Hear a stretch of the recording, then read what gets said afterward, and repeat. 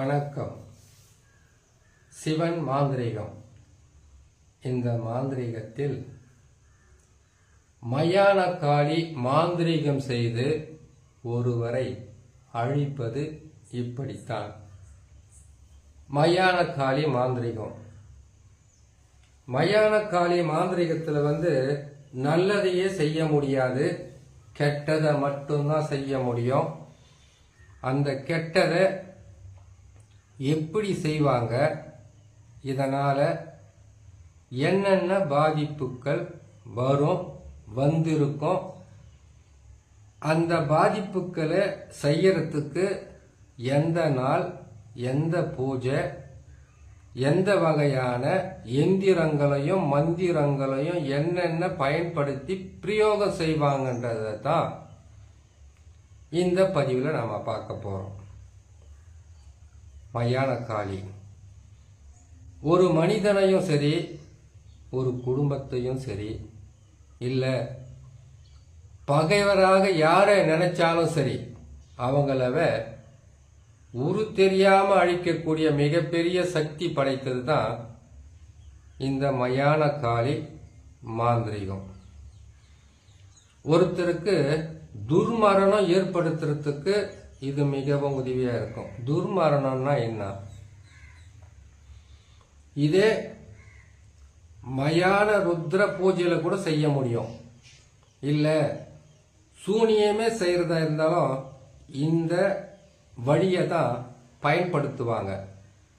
நீங்க செய்யன்னு சொல்லல, அப்படி பாதிக்கப்பட்டு இருந்தா அதிலிருந்து ஒருத்தரை காப்பாத்துறதுக்கு முயற்சி செய்யணும். எப்படின்னு கேட்டீங்கன்னாக்கா, எல்லா பதிவுகளும் சொல்றது தான், ஒரு மனிதனுக்கு பகை இல்ல விரோதம் இல்ல துரோகம் செய்யறது, இல்ல மண்ணு பொண்ணு பெண்ணு, இது 3, இல்ல பதவி ஆசை. இந்த ஆசைகள் ஒரு மனுஷனுக்கு வரும்போது, முக்கியமா பெண்ணாசை வந்தாலே எதையும் செய்ய துணிஞ்சிடும். அந்த இரக்கமில்லாத அரக்க குணம் கொண்ட மனம். அப்படி இருக்கும்போது இந்த மயான காளி மாந்திரிகத்தை செய்யணும்னு கேட்டீங்களானாக்கா, இதை செய்யக்கூடிய நாள் சனிக்கிழமைய தேர்ந்தெடுப்பாங்க. இதனுடைய பாதிப்புகள், மயான காளி மாந்திரிகத்தை செய்யணும்னா பகல்ல செய்ய முடியாது. இத காளிய யாரு வணங்குறாங்களோ, காளிய காளி மாந்திரிகம் யாருக்கு முழுமையா தெரியுமோ அவங்க செய்து மயானத்துல புதைப்பாங்க, இல்ல எரிப்பாங்க, இல்ல செய்து கூட அப்படியே மற்றவங்களை பயமுறுத்துறதுக்காக விட்டுட்டு வந்துருவாங்க. மிகவும் கொடிய பாதிப்புகளை தரக்கூடியது தான் இந்த மயான காளி மாந்திரீகம். எப்படின்னு கேட்டீங்கன்னாக்கா, நரக வேதனைகளை அவங்கள அனுபவிக்க வச்சு சிறிது சிறிதாக அவங்க உடலில் இருக்கக்கூடிய ரத்தத்தையும் உயிரையும் குடிக்கக்கூடிய கொடிய ஒரு மாந்திரிகம் தான் இந்த மாந்திரிகம். இதை சனிக்கிழமை தேர்ந்தெடுப்பாங்கன்னு சொல்லியிருக்கேன். இதுக்கு மாமிசம் கலந்த உணவு. சரி, எதுக்காக செய்யறாங்கன்னு சொல்லிடுறேன். இது பகையால செய்வாங்க, விரோதத்தால செய்வாங்க, துரோகிகள் செய்வாங்க, மண்ணுக்காக செய்வாங்க, பொண்ணுக்காக செய்வாங்க, முக்கியமா பெண்ணுக்காக செய்வாங்க. பெண்ணை அடையறதுக்காக, இல்ல அவங்களை அழிக்கணுன்றதுக்காக செய்வாங்க. இது செய்யறதால துர்மரணம் ஏற்படும். துர்மரணம்ன்றது பாத்தீங்கன்னாக்கா, விபத்துக்கள் ஆகிறது. விபத்தாகி உயிர் போயிட்டா பரவாயில்ல, விபத்துக்கள் ஏற்பட்டு உடல் ஊனம் ஏற்பட்டு கொஞ்சம் கொஞ்சமாக அவங்க உயிரை குடிக்கக்கூடிய கொடிய ஒரு பாதகமான செயல் தான் இந்த மயான காளி மாந்திரிகம்.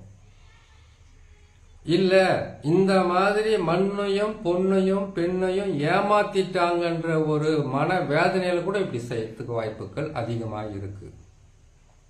இப்போ இந்த மயான காளி மாந்திரிகத்தை செய்யணும்னாக்கா, முதலில் அவங்களுடைய போட்டோ, அவங்களுடைய பேர், போட்டோன்னா புகைப்படம், அவங்களுடைய பேர், அவங்களுடைய அம்மா பேர், அவங்களுடைய குலதெய்வம் பேர். சரி, இது எல்லாமே எனக்கு தெரியாது. சாதாரணமா அந்த நபருடைய பேரும் போட்டா மட்டும் தான் தெரியும். அம்மா பேர், குலதெய்வம் பேர் தெரியாதுனாக்கா பலன்கள் முழுமையான வெற்றியை கொடுக்காது. பலனே கொடுக்காதுன்னு சொல்ல முடியாது, பலன்கள் முழுமையான வெற்றியை கொடுக்காதுன்னு தான் சொல்லணும். இதை முதல்ல சேகரித்து எடுத்துக்கிட்டு இதுக்கு பூஜை விதிமுறைகள் பிரகாரம் பார்த்தீங்கன்னா சனிக்கிழமை இரவு நேரத்தில் இந்த பூஜையை ஆரம்பிப்பாங்க. இல்லை பகலில் செய்து இதை கொண்டு போய் ராத்திரியில் மயானத்தில் வச்சு புதைக்கிறது, எரிக்கிற வேலை செய்ய ஆரம்பிப்பாங்க.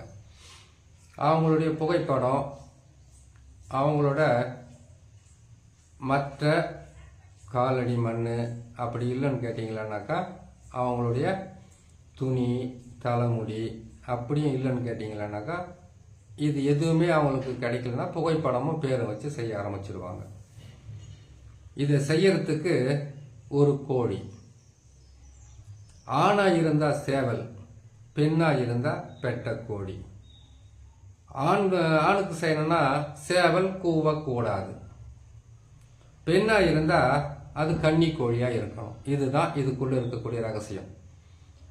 யாரை நீங்க கொடூரமா அழிக்கணும், விபத்து ஏற்பட்டு தற்கொலை பண்ணிக்கிட்டு அவங்க உதிரத்தை சிந்தி நரக வேதனையை அனுபவிச்சு அழிக்கணும்னு நினைக்கிறாங்களோ அவங்களுடைய புகைப்படம் பேரை ஒரு செம்பு தகடு, காரிய தகடு, இரும்பு தகடு ஏதாவது ஒரு தகடுல அழிக்கிறதுக்கு உண்டான மந்திரங்களையும் அந்த சக்கரத்தையும் எழுதி, இதே போட முடியாது சக்கரம் மந்திரமெல்லாம், அதுக்குன்னு தனித்தனியா இருக்கு சக்கரமெல்லாம். அந்த ஒரு சக்கரத்தை போட்டு அந்த பீஜத்தையும் அதுக்கு உண்டான அச்சாரத்தையும் எழுதி காட்டணும்னா ஒரே பதிவு அரை மணி நேரம் ஆகும். அவ்வளவு கஷ்டம். அதெல்லாம் மனப்பாடமா தெரிஞ்சால் கூட செய்யறதுக்கு கஷ்டமா தான் இருக்கும். அதை பார்க்குற பொறுமை யாருக்கும் இருக்காது. முதல்ல இதெல்லாம் போட்டுக்கிட்டே வரலாம். இன்னும் எத்தனையோ பதிவு இருக்கிறதுனால ஒரே பதிவில் சீக்கிரமா போட முடியாது. சரிங்களா? அந்த காரிய தகடு, இரும்பு தகடுல அதனுடைய பேரை எழுதி, அந்த சக்கரத்தை போட்டு அதில் பேரை எழுதி, அதுக்கப்புறமா 8 எலுமிச்சம்பழம், 8 முட்டை, அதுக்கப்புறம் கேட்டீங்கன்னா 8 மண் பாத்திரம் தனித்தனியா பிரிப்பாங்க. சரி, 8 எதுக்காக என்ற கேள்வி வரும். ஒரு மனுஷன் 6 அடி மனுஷனாக இருக்கட்டும், 6 அடி பெண்ணாக இருக்கட்டும், 5 அடி பெண்ணாக இருக்கட்டும், 4 அடி ஆண் பெண் யாராக இருக்கட்டும், 3 அடியே இருந்தால் கூட அவங்களுடைய கைகள் யாரு எத்தனை அடி இருந்தாலும் சரி, அவங்களுடைய கையில அவங்க உச்சந்தலையிலிருந்து அவங்க ஜான் கணக்குல அளந்துக்கிட்டு வந்தாங்கன்னாக்கா எஞ்சான் உடம்பு தான் ஒரு மனிதனுக்கு. அது எத்தனை அடியானா இருக்கட்டும் அவங்க ஹைட்டு, அவங்களுடைய சொந்த கையில அவங்க நீங்க கூட இப்ப மாந்திரிகத்தை கத்துக்கணும்னு ஆசைப்படுறீங்களா? உச்சந்தலை, அதை கேட்டீங்கன்னாக்கா உச்சின்னு சொல்லுவாங்க. ஒரு குழந்தை கருவுறும் போது தாயினுடைய உணவை அது எடுத்துக்கொள்ளக்கூடிய இடம் உச்சந்தலையிலிருந்து தான் தொப்புள் கொடி வழியா அது உச்சந்தலையிலிருந்து பயன்படும். இன்னும் நிறைய ரகசியம் இருக்குது, தனியாக சொல்லலாம். அங்கிருந்து கணக்கிடும் போது நீங்க அளந்துக்கிட்டே வந்தீங்கன்னாக்கா எஞ்சான் உடம்பு தான் இருக்கும். இந்த எஞ்சான் உடம்ப ஒரு உருவ பொம்மையை செய்து எந்த இடத்துல ஊசிய கரெக்டான மந்திரத்தங்களை சொல்லி குத்தினாக்கா அந்த இடம் செயல்படாத அளவுக்கு அவங்களுக்கு பாதிப்பை கொடுக்க முடியும். அதுக்கு பேர் தான் அஷ்டகர்மம். 2 ஜான்ல குத்துறாங்கன்னு கேட்டீங்கன்னா கரெக்டா நெஞ்சு குழியில் தான் குத்த வேண்டியதா இருக்கும். ஒரே ஜான்ல குத்துறாங்கன்னு கேட்டீங்கன்னாக்கா அவங்களோட தொண்டை குழியில குத்தலாம். ஒரு மனிதனுக்கு எத்தனை தரித்திர குழி இருக்கு, எத்தனை அவங்க தினமும் செயல்படுத்தி அவங்க வாழ்வதற்கு உண்டான உணவை உட்கொள்ளுவது, மல ஜலம் கழிப்பதுன்னு பல வழியில் இருக்கு. அப்படி அந்த எஞ்சான் உடம்புல எங்க குத்துறாங்களோ ஊசி, எங்க குத்துறாங்களோ முள்ளு, எங்க குத்துறாங்களோ அந்த இடத்துல செயல்பட முடியாம தடுத்து நிறுத்தக்கூடிய சக்தி ஸ்தம்பன மாந்திரிகத்துக்கு கொடுத்துருக்காங்க. பேதனத்துக்கும் கொடுத்துருக்காங்க, மாரணத்துக்கும் கொடுத்துருக்காங்க, வசியத்துக்கெல்லாம் அப்படி கொடுக்கல. சரி, இந்த மயான காளி கிட்ட வந்துடலாம். இப்போ அந்த மாதிரி அது என்ன பண்ணுவாங்க கேட்டீங்கன்னாக்கா, அந்த தகுடை எழுதி அந்த தகுடை என்ன பண்ணுவாங்கன்னு கேட்டீங்கன்னாக்கா, ஒரு பெண்ணை அழிக்கணும் அப்படின்னாக்கா, கூவாத சேவல் ஆணுக்கு, முட்டையிடாத கன்னி கோழி பெண்ணுக்கு, இது கருப்பு கோழியா இருந்தால் காட்டேரிக்கு பயன்படுத்துறது உண்டு. இதுக்கு ஒரு வேளை கேட்டீங்களா, நாட்டுக்கோழியே இல்லாமல் பாய்லர் கோழியாக இருக்கலாமா அப்படின்னு கூட கேள்வி வரும். நாட்டுக்கோழி இருக்கிறது நல்லது, பாய்லர் கோழி கூட தான் அறுத்தாயினா ரத்தம் தானே வருது.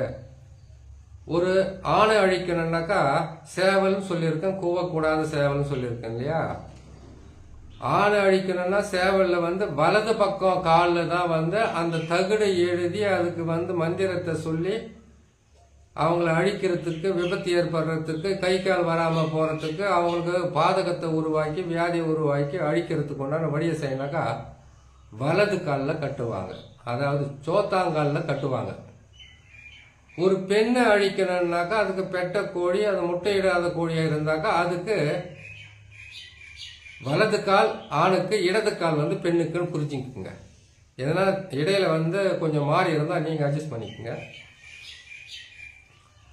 பெண்ணாக இருந்தால் இடது பக்கம், ஆணாக இருந்தால் வலது பக்கம் அந்த இதை எழுதி அதுக்கு என்ன செய்வாங்கன்னு கேட்டீங்கன்னாக்கா, இந்த மந்திரத்தங்களை சொல்லி அதுக்கப்புறம் இந்த முட்டை, எலுமிச்சம்பழம், அதுக்கு உண்டான பூஜை விதிகளை செய்து சனிக்கிழமை செய்கிறாங்க இல்லையா.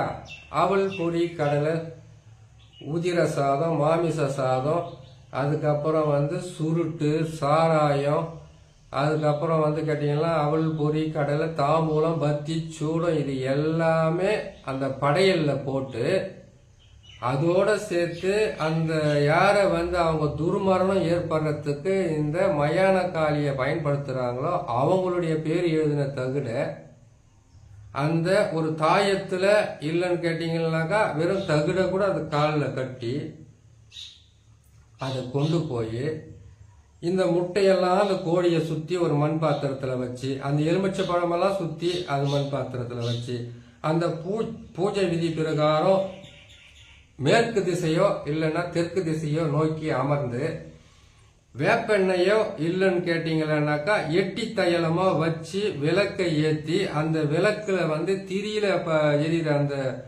ஒளியை பார்த்து அவங்களுக்கு பாதகத்தை தரக்கூடிய மந்திரத்தங்களை பயன்படுத்திடுவாங்க. மந்திரம்னா என்ன, காளியா இருந்தாலும் எது இருந்தாலும் சில மந்திரங்கள் இருக்கும். அப்படி அந்த மந்திரத்தை பயன்படுத்தி சொல்லி 108 முறை, 1008 முறை, 1008 முறை உரு போட்டு இதை கொண்டு போயிட்டு இந்த முட்டைய மயானத்தில் எரிப்பாங்க. அந்த எலுமிச்சம்பழத்தை எல்லாமே 2 வெட்டி பிரித்து புதைப்பாங்க. அதுக்கப்புறமா அந்த கோழிக்கு அது மேலே தண்ணியை தெளித்து அதை பலி கொடுத்து தலைகீழாக திருப்பி போட்டுருவாங்க. தலைகீழ திருப்பி போடுவாங்கன்னு கேட்டீங்கன்னாக்கா, பலியை கொடுத்து அறுத்துட்டாங்கன்னாக்கா வலது கையில் அந்த கோழியோட தலை இருக்குன்னா இடது கையில் அதோட உடல் இருக்கு இல்லையா.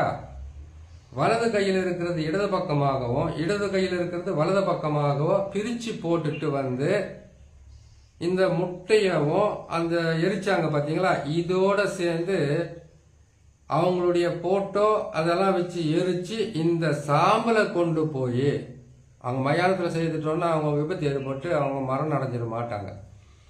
இந்த சாம்பலை கொண்டு போய் அதான் அந்த முட்டையில் தான் அவங்க பேர்லாம் எழுதியிருக்காங்க இல்லையா, அம்மா பேர், அவங்க பேர், வீட்டோட பேர், குலதெய்வம் பேர், இல்லைன்னா போட்டோ அவங்களோட பேர் எழுதியிருக்காங்க இல்லையா, அதை எரித்து அதை கொண்டு போய் அவங்களோட வீட்டு வாசலில் வீட்டுக்குள்ளே அவங்க போகிற வழியில் வர்ற வழியில் தெளித்து விட்டுட்டாங்கன்னாக்கா அந்த குடும்பத்தில் அவங்க தான் பாதிக்கப்படுவாங்க. அந்த குடும்பமே பாதிக்கப்படுறதுக்கு மிகப்பெரிய ஒரு பாதிப்பு கொடுத்துடும். இந்த மயான காளி மாந்திரிகத்தில் செய்யக்கூடிய கொடுமைகள் இப்படி தான் இருக்கும்.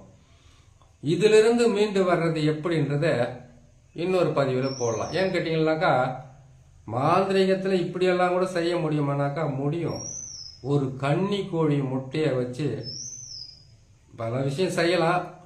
அது ஒரு சிலருக்கு சாத்தியம், ஒரு சிலருக்கு சாத்தியம் இல்லை.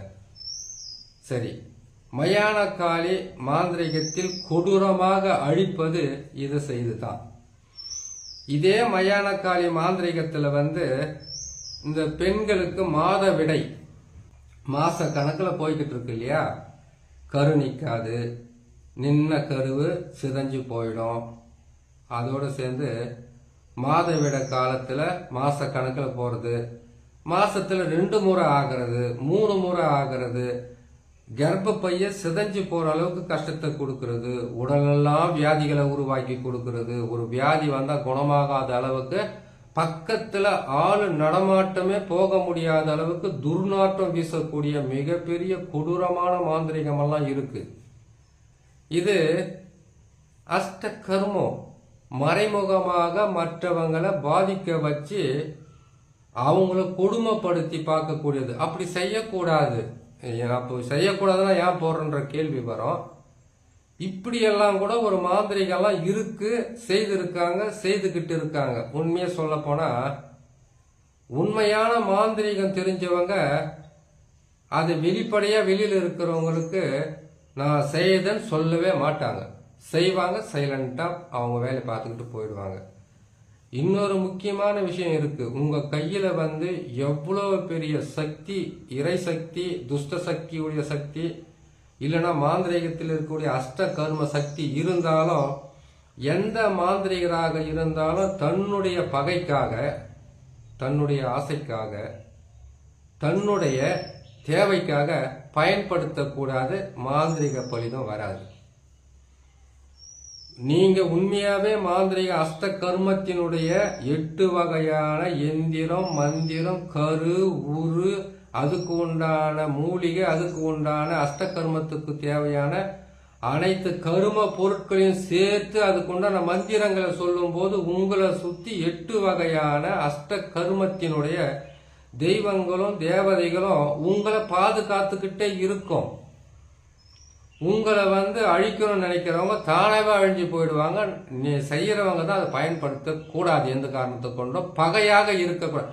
உங்களுக்கு ஒரு எதிரியே, துரோகியே என்னை காப்பாத்துன்னு சொன்னா மனம் கஷ்டப்படாம செய்து கொடுக்கணும். அதுதான் மாந்திரிக பலிதம் வரும்.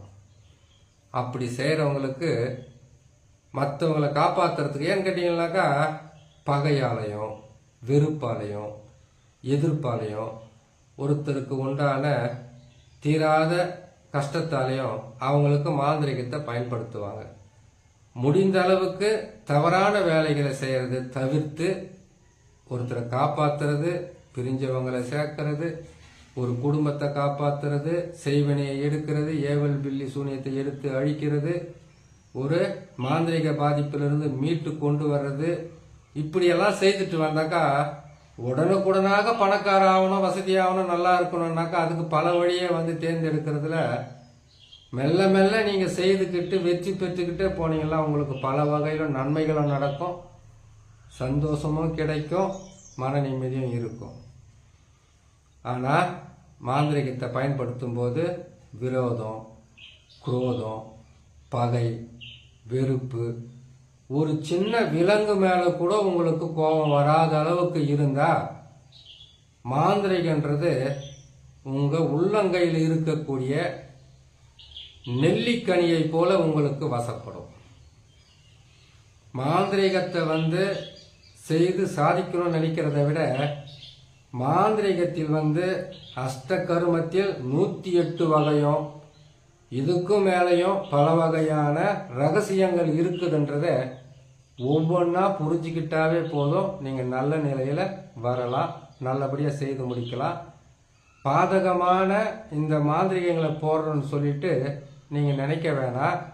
இந்த மாதிரி பாதகத்தை செய்யறாங்கன்னா அதிலிருந்து எப்படி அவங்களை காப்பாற்றி கொண்டு வர்றதுன்றத ஒவ்வொரு பதிவா போட்டுக்கிட்டு வரேன். கேட்டு பயன்பெறுங்க. நன்றி.